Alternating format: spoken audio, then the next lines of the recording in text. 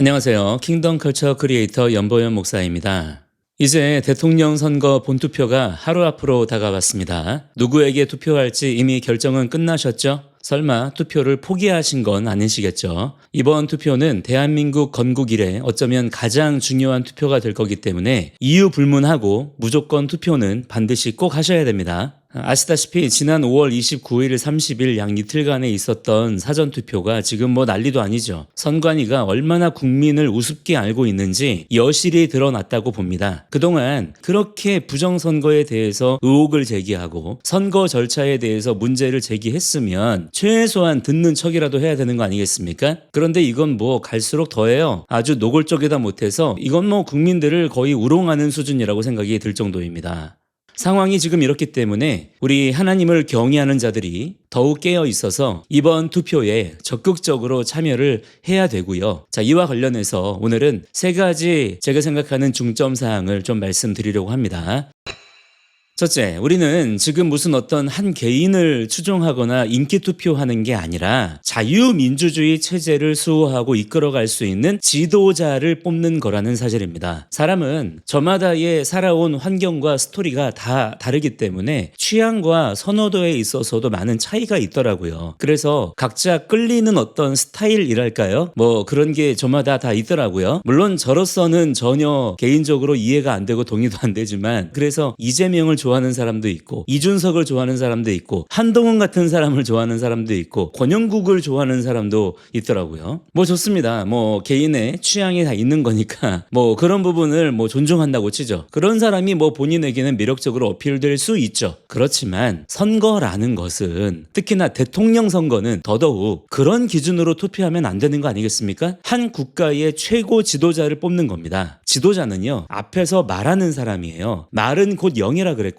어떤 말을 하는 사람이 지도자로 세워지느냐에 따라서 그 나라의 영적 기류와 방향성이 완전히 달라집니다. 그게 지도자가 가진 권세예요. 그래서 그 사람의 국가관, 정치관, 경제관, 교육관, 이런 게 너무나 중요한 겁니다. 그런데 그걸 개인의 취향 따라서 그렇게 뽑으면 되겠습니까? 좀 냉정함을 찾아야 됩니다. 이성적이고 상식적으로 생각하셔야 돼요. 선동에 미혹되어서 맹목적인 분노 감정과 복수심으로 투표하지 마시고, 과연 어떤 사람이 자유민주주의 체제를 수호하고 상식과 절차를 지키는 사람인가를 봐야 되는 것입니다. 정상적인 평범한 대한민국 국민이라면 우리나라가 공산주의 체제로 전환되거나 중국의 속국이 되는 것을 원치 않으실 거 아니에요. 제가 늘 반복적으로 강조하는 포인트이지만, 그래서 뭐가 중요하냐면 상식과 절차가 중요한 것입니다. 상식과 절차라는 기준으로 바라보시면 지금 너무나 분명하게 정리가 되리라고 생각이 됩니다. 그런데 이 부분에서 대단히 지금 혼동을 하시면서 마치 지금 무슨 반장선거 하듯이 혹은 무슨 인기투표 하듯이 그렇게 생각이 매몰되어 있는 분들이 있어서 정신을 차려야 된다, 이 말씀을 꼭 드리고 싶고요.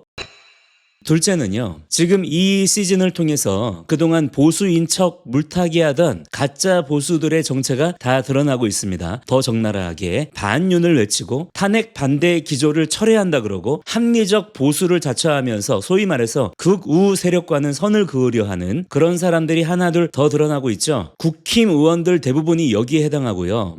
이준석, 한동훈 이런 사람들, 그리고 그 추종자들, 보수를 자처하지만 그냥 이재명과 민주당을 싫어하는 사람들일 뿐이지 정말 자유민주주의 체제를 수호하고 보수주의를 바로 세우려고 하는 그런 의지가 있는 사람들로 보이지는 않는 것 같습니다. 그런 사람들을 지금 잘 눈여겨보시고요. 이번 대선 이후에 이런 가짜 보수들을 우리 보수 진영 내에서 반드시 정리를 해야 됩니다. 이런 사람들이 주도하면서 자꾸 중도층 눈치만 보다 보니까 계엄 이후에 어렵게 일어났던 보수주의의 결집력이 흐트러졌잖아요. 그때 그 응집력을 계속해서 끌고 왔다면 지금의 판세는 엄청나게 달라져 있지 않았을까 하는 아쉬움이 아주 진하게 남습니다. 그렇기 때문에 이번 대선을 기점으로 해서 우리 보수주의 진영에 정말 올바른 재정렬이 일어날 수 있도록, 회복이 일어날 수 있도록 우리가 먼저 정신을 차리고 바른 분별력을 가져야 되겠고, 함께 그렇게 기도해 나아가야 되겠습니다.